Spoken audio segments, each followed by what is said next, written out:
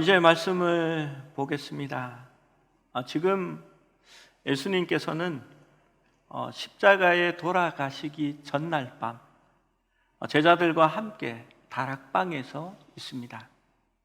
그래서 요한복음 14장에서 16장까지의 말씀을 다락방 강화라고 불리어지게 됩니다. 예수님께서 십자가에 달리시기 직전에 제자들에게 유언과 같은 교훈을 하시는 말씀입니다. 그런데 그 시작이 너희는 마음에 근심하지 말라라는 내용으로 시작합니다. 지금 제자들의 마음이 근심으로 요동치고 있기 때문입니다. 지금 그들이 꿈꾸었던 놀라운 큰 세계는 마치 지진이 난 것처럼 요동치며 무너지고 있습니다. 제자들은 예수님이 예루살렘에 들어가시면 왕이 될 거라고 생각했습니다. 구약의 왕들이 왕의 임관식을 할 때에 나귀를 타고 들어간 것처럼 예수님도 나귀를 타고 예루살렘으로 들어갔습니다. 왕이 행차할 때에 백성들이 기뻐하며 종려나무를 흔드는 것처럼 종려나무 가지를 흔들고 예수님이 지나갈 때마다 그 앞에 가지를 내어서 깔고 자기의 겉옷을 펴서 그가 가는 길을 사람들이 예비하였고 호산나 호산나 찬송하리로다 다윗의 이름으로 오시는 이여라고 외쳤습니다. 아마 그 순간에 가장 기뻤고 큰 희망에 차 있었던 사람들이 제자들이라고 생각합니다. 예수님이 예루살렘에서 왕이 되시면 이제 자기들도 왕을 따라 높은 자리에 앉게 될 것이라고 생각했을 것입니다. 그런데 전초적인 흔들림이 이미 있었습니다. 예수님은 자신이 예루살렘에서 죽게 될 것이다 라고 말씀합니다. 한 알의 밀알이 땅에 떨어져 죽으면 많은 생명을 얻게 된다라고 말씀하시면서 자꾸 불안한 얘기를 하는 겁니다. 인자가 들려야 하리니 나의 영광은 세상의 영광이 아니라 십자가의 영광이라 라는 그러한 말씀을 하시기 시작하는 겁니다. 그런데 그 불안함이 예수님께서 발을 씻기시고 제자들의 발을 씻기시고 만찬을 한 다음에 이제 본격적으로 구체화되기 시작합니다. 예수님께서 너희 중에 한 사람이 나를 배신하고 팔 것이다 라고 이야기합니다. 제자들은 깜짝 놀랍니다. 주여 내니이까 묻습니다. 예수님은 구체적으로 말씀하시지 않고 뭔가 약간 두리뭉실하게 이야기하지만 제자들은 그것을 깨닫지 못했습니다. 그런데 그 와중에 제자들 중에 가장 우직하고 충성을 맹세했던 베드로에게 예수님께서 내가 죽으러 가는 그때에 네가 나를 3번 부인할 것이다 라고 이야기합니다. 여러분 제자들을 생각해 보십시오. 예수님만 믿고 지금껏 따라왔습니다. 그런데 예수님이 자신이 십자가에서 죽을 것이라 이야기합니다. 그런데 제자들 중에서 누군가가 배신을 하고 또 누군가가 예수님을 모른다 할 것이다 라고 이야기합니다. 여러분, 제자들은 당황합니다. 혼란스럽습니다. 그들은 걱정하고 불안으로 마음을 가득 채우고 있습니다. 그들이 모든 것을 버려두고 따랐던 생명보다도 귀하게 생각했던 스승이 이제 자기들을 버리고 떠난다라는 겁니다. 그리고 그 떠나는 이유 중에 하나는 자신들이 배신을 한다는 것입니다. 이제 제자들은 어떻게 될까요? 예수님이 말씀하시고 그들이 그렇게 바랬던 하나님의 나라는 어떻게 세워지게 되는 겁니까? 모든 것이 물거품이 되는 것이 아닐까요? 모든 것을 버리고 예수님을 따랐건만 이제 자신들은 예수님이 없으면 어떻게 해야 할까요? 그래서 제자들은 근심하고 있는 겁니다. 예수님은 제자들의 근심을 알고 계셨습니다. 스승을 잃어버릴 제자들의 마음과 그들의 마음 속에 있는 근심을 아시고 예수님께서 이 다락방 강화의 첫 마디를 너희는 마음에 근심하지 말라라는 말로 시작하시는 것입니다. 여러분, 사실 예수님의 이러한 모습이 저는 참 은혜가 됩니다. 왜냐하면 아무도 제자들의 마음의 근심을 중요하게 생각하지 않습니다. 우리는 고난주의를 보내고 부활주의를 보냅니다.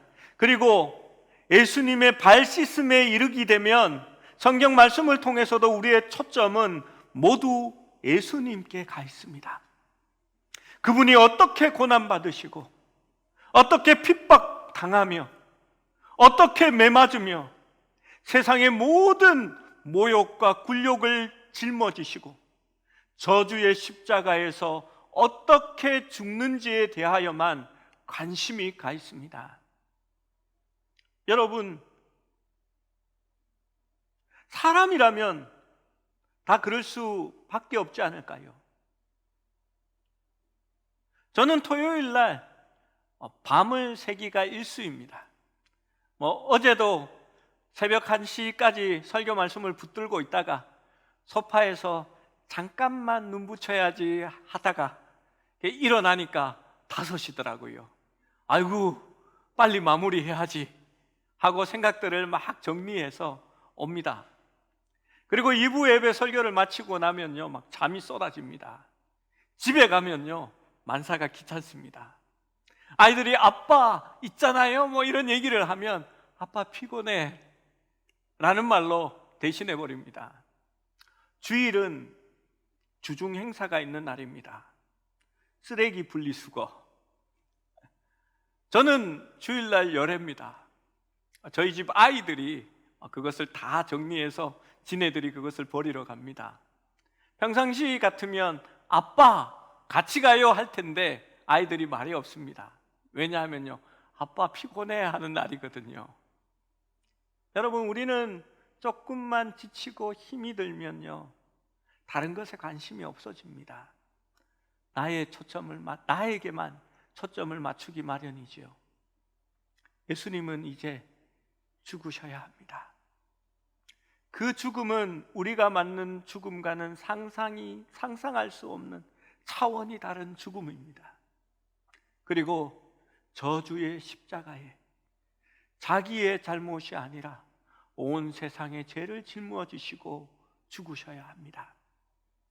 그런데 예수님은 사람의 자신에 대해서, 자신의 고난에 대해서 초점이 가 있는 것이 아닙니다. 예수님은 제자들의 근심에 마음이 가 있었습니다. 그분은 그 순간에도 사랑하는 제자들의 필요에 몰두하고 그들에게 반응하고 있는 것입니다. 그리고 가장 중요한 이 시간에 제자들에게 그 마음에 근심이 가득한 것을 보시고 이제 그들과 함께 있지 못하는 예수님 없는 제자들의 무리를 향하여서 그들이 어떻게 신앙생활을 할 수 있는지를 가르쳐 주시려고 하는 것입니다. 여러분, 예수님은 그런 분이십니다. 지금도 우리가 아파하고 마음속에 근심과 걱정으로 가득할 때에 그분은 우리를 위해 말할 수 없는 탄식으로 기도하시고 우리를 위해 말씀하고 위로해 주시기를 원하시는 분이십니다. 이러한 제자들을 위해서 예수님께서 마지막 교훈을 시작하십니다. 그리고 이 다락방 강화만 우리가 제대로 깨달을 수 있다면 우리의 신앙은 놀라울 만큼 건강하게 바뀌어질 수 있을 것입니다. 제자들이 근심을 이길 수 있는 첫 번째 요청, 예수님께서 말씀하시는 것은 바로 주님의 임재 가운데 머물라는 것입니다. 그것이 14장 1절 하반절의 말씀입니다. 너희는 마음에 근심하지 말라. 하나님을 믿으니 또 나를 믿으라 라고 말합니다. 여러분, 우리는 마음의 근심을 없애기 위하여 근본적인 문제를 해결하는 능력을 구합니다. 여러분, 사실 능력은 우리에게 있는 것이 아니라 하나님께 있는 것이라고 말씀드렸습니다. 여러분, 문제를 해결하는 근본적인 해결책은 우리 주님을 신뢰함으로 오는 겁니다.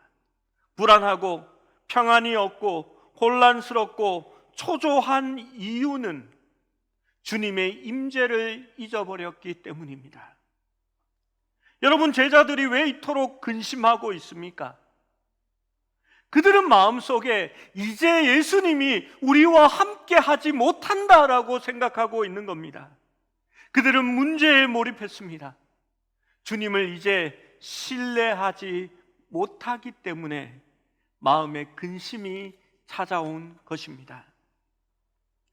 제자들은 자신이 존경했었고 사랑하고 따랐던 주님을 잃는다는 생각에 참을 수 없는 슬픔과 근심으로 가득 찼습니다. 그것만 생각하면 내가 이제 무엇을 해야 하는지, 어떻게 살아야 하는지, 또한 하나님의 나라는 과연 무엇인지를 고민하기 시작했을 것입니다. 예수님은 말씀합니다. 하나님을 믿으니 또 나를 믿으라. 여러분, 이 말이 그냥 신앙으로의 초대를 말하는 게 아닙니다. 이 성경의 배경과 그 상황을 생각해 본다면 앞에 하나님을 믿으니라는 것은 사실적인 상황을 이야기하는 겁니다. 뒤에 구절 나를 믿으라라는 것은 명령입니다. 예수님께서는 이제 자신을 하나님과 동등하게 두시고 제자들에게 너희가 하나님을 믿는 것처럼 이제는 나도 그렇게 믿어야 한다라고 말하는 겁니다. 여러분, 제자들도 하나님이 계시고 그 하나님은 모든 것을 초월하셔서 아니 계신 곳이 없다라는 것을 알고 있었을 겁니다. 그리고 예수님은 너희가 그 하나님을 그렇게 믿는 것처럼 이제 나도 그렇게 믿으라라고 말하는 겁니다. 여러분, 근심된 순간에 예수님께서 제자들에게 말씀하시는 것은 이제 너희가 나를 더 이상 육신적으로 볼 수 없다고 해서 내가 거기에 없다는 것이 아니다. 하나님을 믿는 것처럼 나를 믿어보아라. 하나님을 직접 보지 못하지만 우리는 하나님을 믿습니다. 여러분, 위로의 가장 첫 번째 요점은 주님의 임재를 믿는 겁니다. 내가 어떠한 순간에 있어도 주님이 나와 함께 하신다는 것을 믿을 수 있어야 합니다. 내가 고난 중에 있고 근심 가운데 있고 내가 병이 들고 내가 때로는 말할 수 없는 상황 가운데 처해진다 할지라도 주님은 우리를 버리시지 않고 우리와 그 순간에 함께 계시다라는 것을 믿을 수 있을 때에 우리는 평안을 누릴 수 있는 것입니다. 주님은 그것을 아시고 거기에 계십니다. 제자들은 이 사실에 대하여 우리보다 더 받아들이기 어려웠을 것입니다. 왜냐하면 예수님께서 직접 육신이 되어 오셔서 그들 가운데 함께 계셨고, 그들과 먹고 그들과 함께 걸었으며, 놀라운 표적과 기적을 그들의 눈앞에서 보여주셨기 때문입니다. 그런데 이제는 다음 날부터는 달라질 것입니다. 그들이 필요한 곳에서 예수님이 보이지 않을 것입니다. 예수님을 보기 원하는 그 시간에 예수님을 육신적으로 볼 수 없을 것입니다. 그러나 그 순간에도 예수님이 없는 것은 아닙니다. 이제는 하나님이 그들과 함께 하시는 것처럼 예수님께서 그들과 함께 하신다는 것을 믿어야 한다라고 제자들에게 말씀하고 있는 것입니다. 오히려 부활하신 예수님은 제자들이 믿는 하나님처럼 어디에나 존재하시고 아니 계신 곳이 없으시며, 그리고 그분은 모든 것을 초월하여 임재하시는 그러한 하나님으로 다시 승천하시는 것입니다. 여러분, 제가 감명 깊게 읽었던 한 이야기가 있습니다. 어느 미국 소년의 이야기입니다. 그 아이는 중학교에 다닐 때에 정말 작은 체격의 말라깽이였습니다. 그런데 이 아이는 미식 축구를 좋아했습니다. 아메리칸 풋볼이라고 이야기하지요. 이 운동의 차이점은 제가 정확히 몇 명이 하는지 모르겠는데요, 수십 명이 팀워크를 이루어서 하는 경기입니다. 그런데 공을 들고 뛰어가면 넘어뜨리고, 공을 받지 못하도록 길을 가로막고, 지나가는 사람을 태클로 부딪혀서 가지 못하게 만들어버리는 그러한 경기입니다. 어떤 사람이 유리할까요? 덩치가 크고 몸무게가 무겁고 잘 달릴 수 있는 그러한 사람들이 유리한 경기입니다. 이 소년은 누구보다도 열심히 연습을 했습니다. 그러나 코치는 그를 한 번도 시합에 내보내지 않았습니다. 그는 잘하지 않았기 때문입니다. 너무 왜소했습니다. 그가 시합 때마다 벤치에만 앉아 있는데도 그의 아버지는 열심히 나와 아들의 팀을 응원했습니다. 아들이 고등학교에 들어갔을 때에도 그는 자기 반에서 제일 키가 작았습니다. 그러나 소년은 누구보다도 열심히 일했습니다. 그러나 소년은 한 번도 시합에 나갈 수 없었습니다. 그러나 그의 아버지는 그래도 열심히 아들을 따라다니며 시합 때마다 나가서 열심히 응원을 했습니다. 소년은 대학에 들어갔습니다. 거기서도 풋볼팀을 찾아가서 자기를 선수로 뽑아달라고 했습니다. 그는 여전히 왜소한 체격이었습니다. 코치는 그를 떨어뜨릴까 생각하다가 이렇게 간절히 원하고 열정적으로 훈련하면 다른 선수들에게 사기를 높이는 자극제가 되지 않을까 해서 그를 뽑아주게 됩니다. 아들은 아버지에게 전화를 했습니다. 아버지, 제가 풋볼팀에 또 들어갔습니다. 그러자 그의 아버지는 이번에도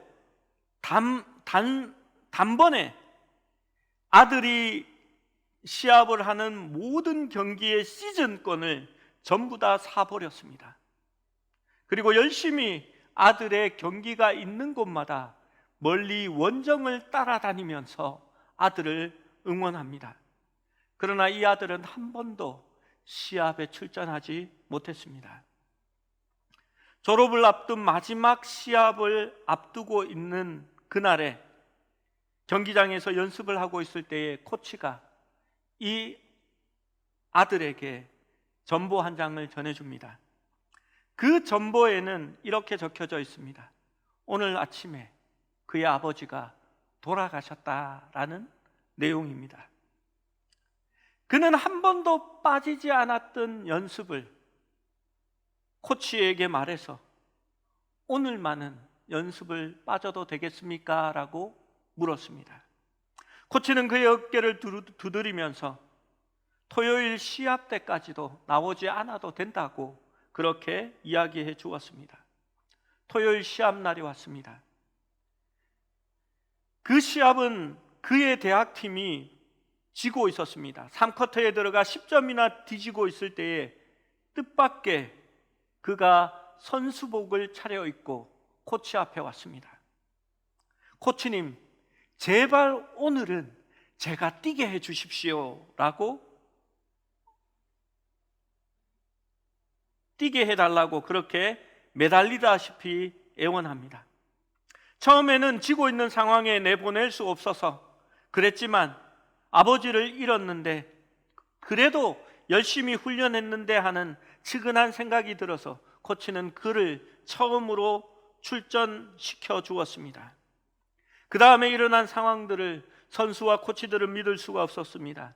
한 번도 시합에 참여하지 못했던 그는 누구보다도 잘 뛰고 있었습니다. 전의를 상실했던 그의 팀이 득점하기 시작하더니 드디어 동점을 이루었습니다. 시합 종료 몇 분을 남기고 그는 상대방의 공을 가로채서 터치다운을 하며 경기를 뒤집어 역전을 시켰습니다. 경기장 안은 함성으로 터져나갈 것 같았고 경기가 마치고 난 다음에 선수들은 축하 파티를 하는 자리로 옮겨갔습니다. 그런데 라커룸에 혼자 우두커니 앉아있는 그를 코치가 발견했습니다. 코치는 그에게 다가가서 정말 오늘 너는 환상적이었다. 정말 멋있었다. 도대체 어떻게 된 거냐라고 물었습니다. 그러자 그는 나지막히 코치에게 말했습니다. 돌아가신 우리 아버지가 장님이었다는 사실을 코치님은 모르셨죠. 아버지는 모든 경기마다 경기를 다 보러 왔습니다. 그러나 내가 그 경기에서 뛰지 않고 있다라는 것을 아버지는 몰랐을 겁니다.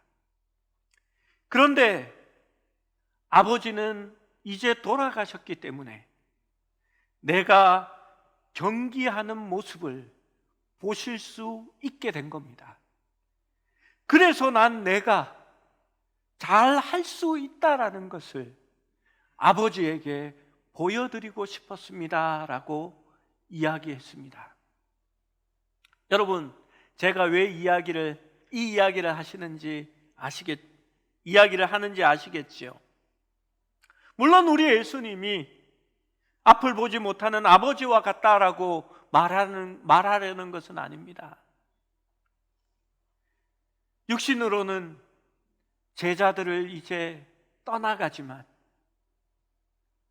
우리 예수님은 제자들을 버리신 것이 아닙니다.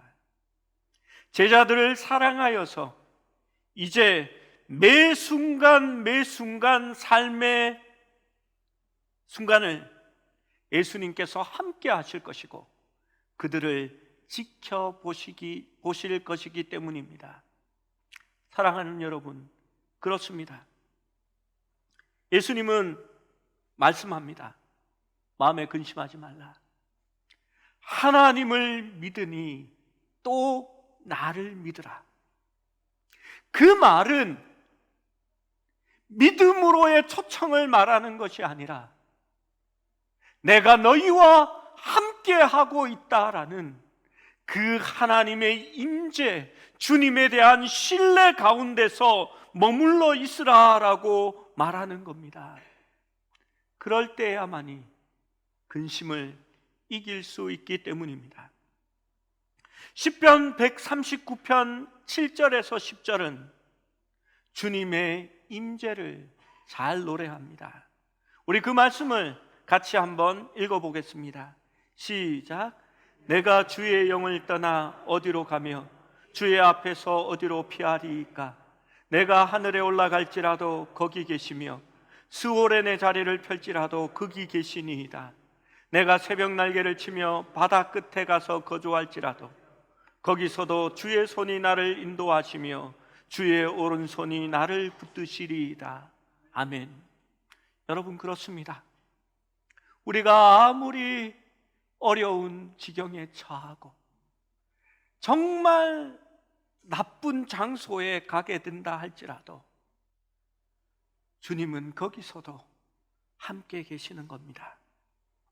아무도 모르게 새벽 날개를 치며 저 바다 끝에 가 있는다 할지라도 거기서도 주의 손이 나를 인도하시며 주의 오른손이 나를 붙들어 주신다라고 이야기합니다. 여러분, 그것이 바로 주님을 믿는 겁니다. 나와 함께 하시는 주님을 믿을 때에 넉넉히 이길 수 있습니다. 시험에 들지 않습니다. 고난 가운데서도 걱정과 근심을 이겨낼 수 있는 것입니다.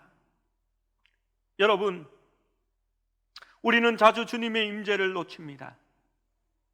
그래서 주님께서는 우리에게 도움이 되시고 보호자 되시며 변호인이 되시는 성령님을 보내주시는 것입니다. 14장 16절 말씀에 예수님이 이렇게 말합니다.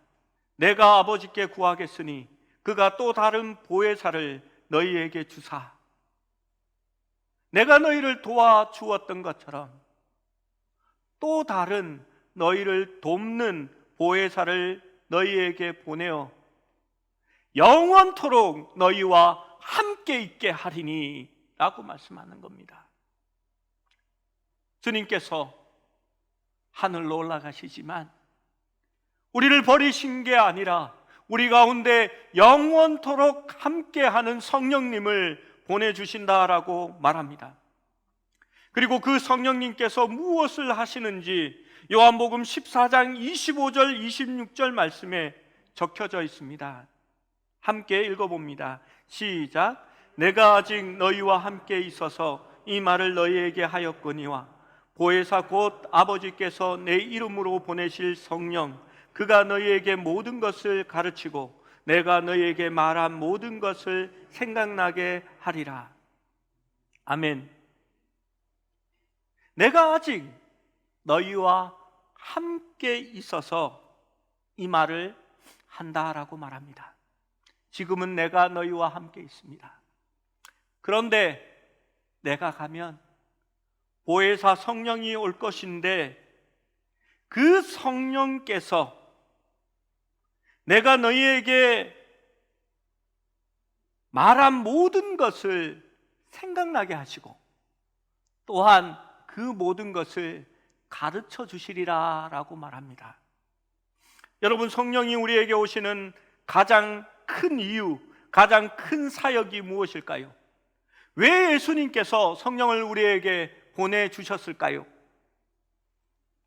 그리스도의 임재 가운데 우리를 붙들어 주시는 것입니다. 주님과 함께 영원히 함께 하도록 성령님을 보내주신 것입니다.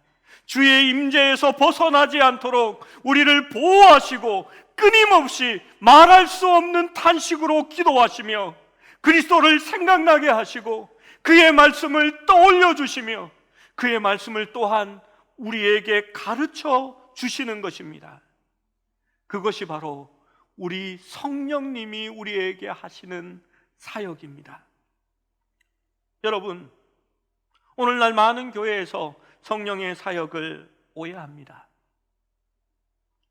어떤 사람들은 자신이 성령 사역을 한다고 하면서 자신이 사도이고 능력의 종이라고 말하는 분들이 있습니다. 아닙니다. 성령님은 그러라고 오신 게 아닙니다. 어떤 사람들은 성령님이 지금 나에게 말씀하시는데 성령님이 나한테 헌금하라고, 목사님 양복 한번 사드리라고 말씀한다고 뭐 이런 이야기를 합니다. 여러분, 저는 안 믿습니다. 성령님은요, 주의 말씀을 기억나게 하시고 주님을 생각하게 하시고 자기를 생각나게 하는 게 아니라 주님을 기억나고 생각하게 하시는 것이 성령의 역사이기 때문입니다. 여러분, 자신을 가리키는 것이 아니라 오직 예수님을 가르치는 분이 성령 하나님인 것입니다. 여러분, 이렇게 말한다면, 성령을 통하여서 자기를 드러내기 원한다면 그는 성령님도 모르고 예수님도 모르는 사람입니다. 여러분, 우리 예수님께서는 우리와 함께 계십니다. 그것을 믿으셔야 합니다. 그것이 우리가 근심에서 벗어날 수 있는 방법입니다. 지난주 중에 어떤 집사님께서 점심을 대접해 주셨습니다. 그때 전화가 왔고 좀 어려운 문제가 있는 전화였습니다. 상당히 근심되고 걱정될 문제였습니다. 그런데 저는 그 집사님이 능히 이겨낸다라고 믿었고 또 그렇게 기도하는 마음이 들었습니다. 왜냐하면요, 그 집사님이 주의 임재 가운데 있기 때문입니다. 새벽 기도는 없지만 새벽에 일어나셔서 성경을 하루 3장 혹은 5장씩 읽으시고 우리 교회가 큐티하는 그 큐티책을 꺼내어서 그 큐티의 본문을 묵상하고 주님을 날마다 생각하고 있다고 고백하셨기 때문입니다. 여러분, 주님과 함께하는 사람에게는 더 이상 문제는 문제가 아닙니다. 근심은 근심이 아닙니다. 요셉은 형제와 가족들을 떠나 사막을 지나 저 사막 끝에 홀로 거했지만 거기서도 주님이 함께 하심으로 말미암아 그의 삶이 형통하였다라고 성경은 기록하고 있는 것입니다. 사랑하는 여러분, 주님의 임재 가운데 거하십시오.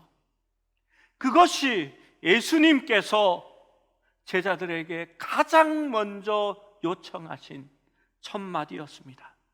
너희는 마음에 근심하지 말라. 하나님을 믿으니 곧 나를 믿으라. 그리스도 안에 있으면 근심도 걱정도 이길 수 있습니다. 매 삶의 순간순간을 주님과 함께 동행하시고 주의 임재 가운데 거하시는 여러분이 되시기를 축원합니다.